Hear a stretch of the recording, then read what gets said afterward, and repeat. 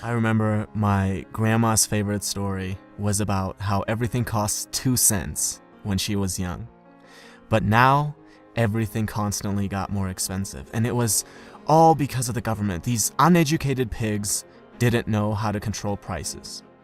And when I was privileged enough to hear the story, her complaining would last for hours and hours.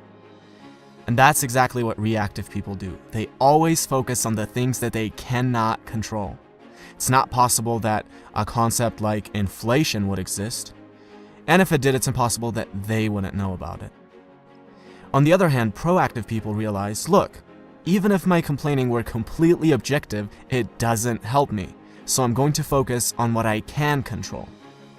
If a proactive person owns a business where he sells a product, instead of focusing on how people these days don't appreciate good products anymore and how the government has horrible regulations, he focuses on how can I improve my product so my customers can't live without it.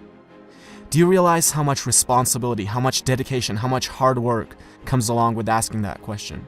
And what do you think our effort minimizing brain is going to pick as default? And that is exactly why most people focus on the things that they cannot control rather than focusing on the things that they can. Habit number 1 is be proactive.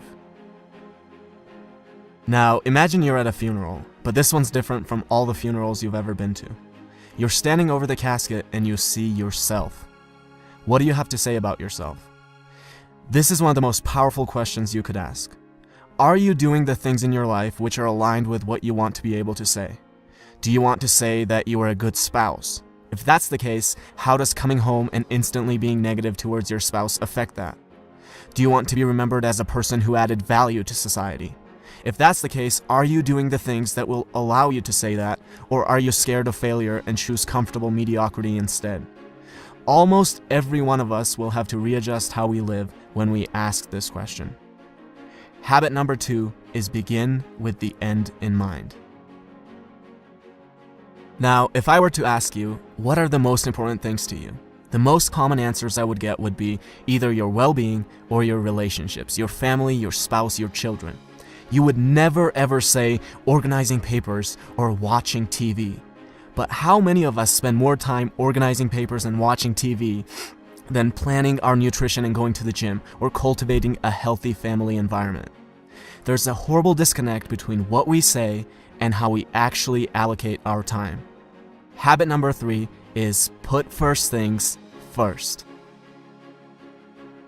Now, imagine you're an author and I'm an author, and we both write interesting books, and we both have access to an audience of about 100,000 people.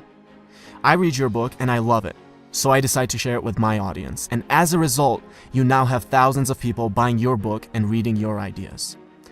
You see this and think, who is this guy? Let me take a look at his book. You start reading my book and think I have ideas that are valuable, so you decide to share it with your audience. And as a result, I now have thousands of people buying my book and reading my ideas. Notice how different this is from my creating a little creepy Amazon account, finding your book and leaving a bad review, hoping that this will deter a few people from buying your book, which will in turn somehow get them to buy my book. Habit number 4 is think win-win. Stop thinking of everything as a zero-sum game. For you to win, another person does not have to lose. Something I want my viewers to do is to subscribe to my channel.